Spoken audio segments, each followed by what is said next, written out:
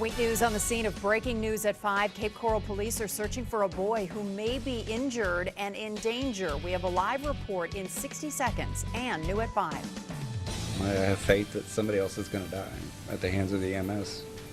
A father outraged. He says his son died when Collier EMS botched a 911 call. Now a settlement that dad says is just a slap on the wrist. Plus, this Wink News exclusive. An osprey rescued after hanging upside down for a day, caught in a tree.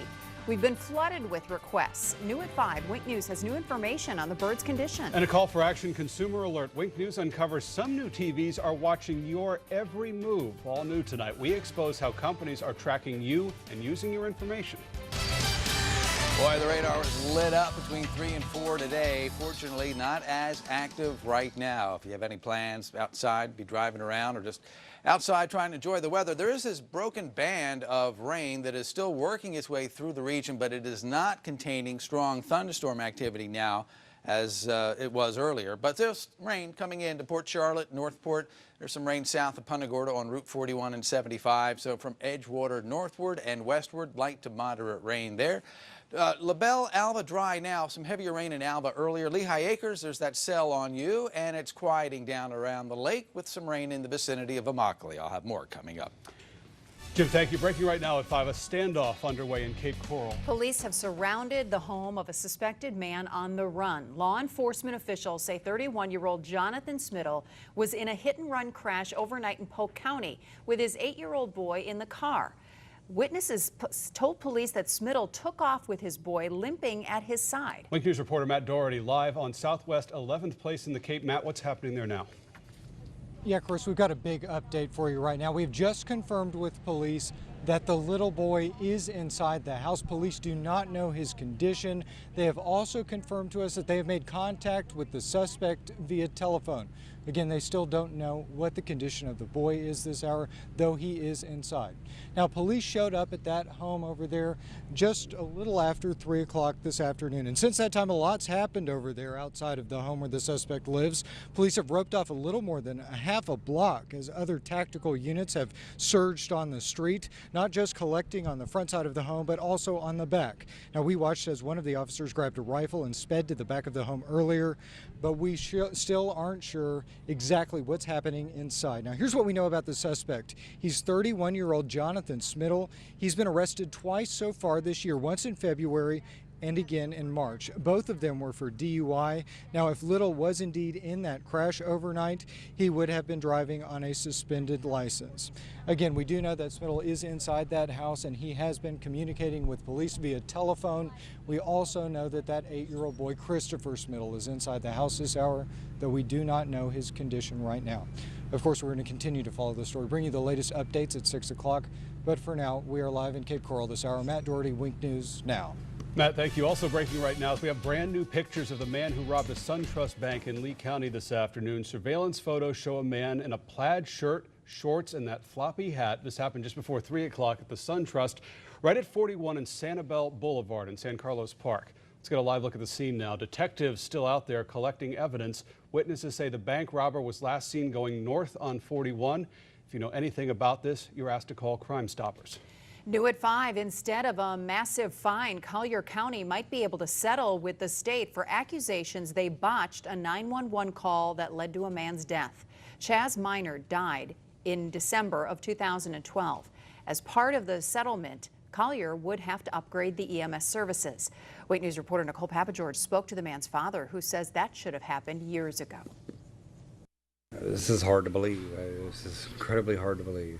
Charles Minard was stunned when Wink News told him Collier County EMS might settle with the state for his son's death. 25-year-old Chaz Minard died of a heart attack in December of 2012. His family says their calls for help were mishandled, and it took too long for emergency workers to show up. The county conducted its own internal investigation that showed there was a 4-minute delay in responding to the call and that backup notifications in place failed. I have faith that somebody else is going to die at the hands of the EMS. Now Collier County may settle with the state. After the investigation, Florida fined Collier $700,000. Instead of paying that fine, the county may spend $230,000 in upgrades to the EMS system. The county would have to install amps, speakers, wiring, night vision, and strobe lights to help alert paramedics. Minard tells Wink News Collier EMS should have done that anyway. Changes should have been made. That goes without saying. That should be done just because it's common decency for the people that live here. Changes should be made, not because my son died. Collier County commissioners will hear more about this settlement on the 28th. We're live here in Collier County. Nicole Papageorge, Wink News Now. Nicole, thank you. All new at 5. Crooks are after your cash at a gas station now. A new raid uncovered 3 gas skimmers at pumps in Southwest Florida, all part of a sweep that found 81 of them statewide. Wink News reporter Morgan Francis has tips to protect your money.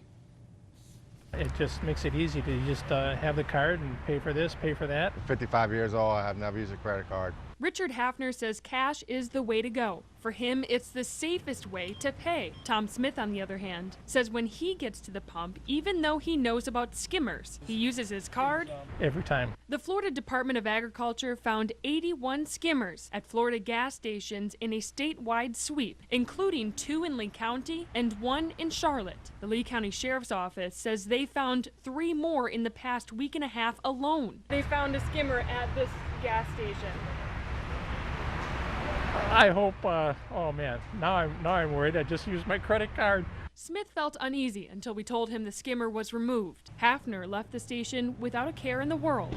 The gas station's owner told Wink News, it's tough to catch the crooks who install these devices because it's as easy as buying a key for the machine online and installing the skimmer in under a minute's time. So here's what the Department of Ag says you, the consumer, need to know. Paying in cash is the best option. If you're paying with a card, choose the credit option so your PIN is kept safe. Use the pump closest to the store where crooks are less likely to install skimmers. Check to make sure the gas pump hasn't been tampered with by looking for those safeguard stickers. And keep an eye on your account. Morgan Francis, Wink News Now.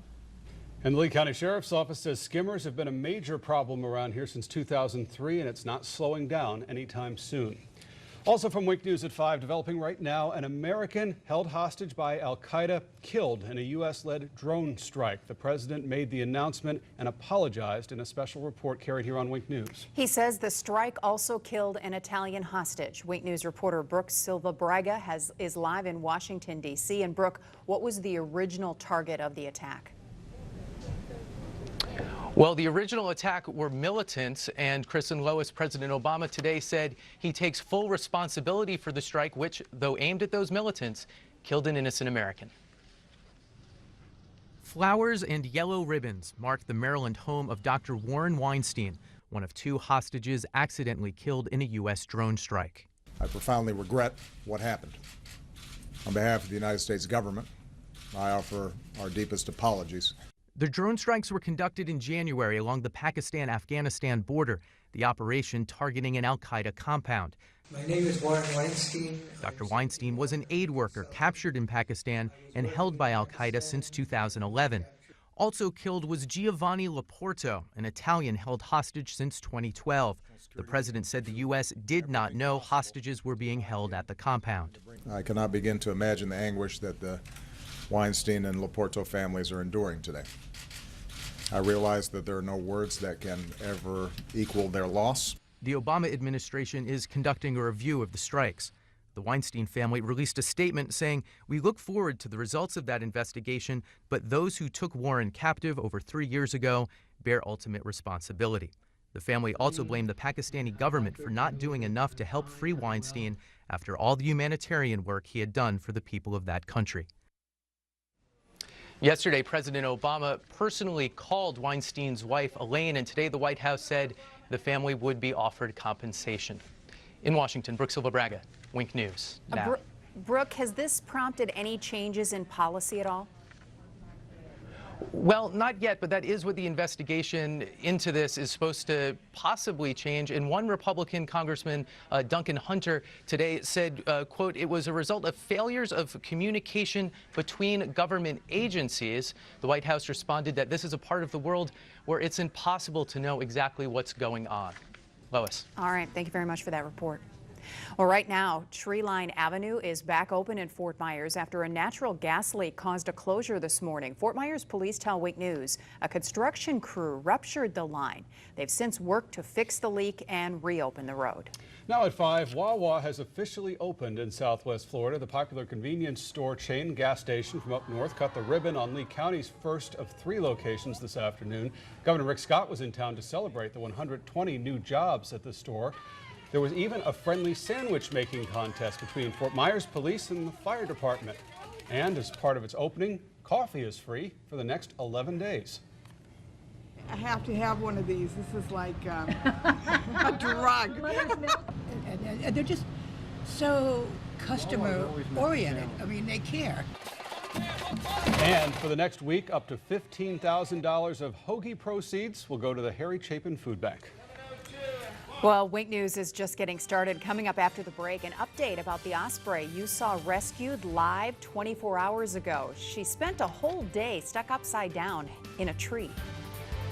Also ahead on Wink News, a multi-billion-dollar program to help veterans with medical care is not working well. We'll hear from local vets about the problems. I've got my eye on some light rain still sitting on top of Port Charlotte. Most of this should be out of the way by the end of this half hour. I've got some pretty impressive rainfall totals to pass on. Coming up when Wink News continues. And ahead at 5:30, Wink News with the cause of this house fire on Fort Myers Beach. The second story collapsed, caving in on the first floor. He tried to put it out with an extinguisher with no luck. So he just ran up and told everybody to get out.